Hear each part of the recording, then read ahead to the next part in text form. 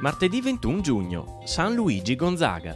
È il 173esimo giorno dall'inizio dell'anno, ne mancano 193 alla fine. Il sole sorge alle 5:22, tramonta alle 21:03. La luna si leva alle 21:42, tramonta alle 6:24. Muore a Roma il pittore veneziano Sebastiano Luciani, detto Sebastiano del Piombo. Allievo e amico di Giorgione e Michelangelo, suo capolavoro è la pala d'altare della chiesa di San Giovanni Grisostomo a Venezia.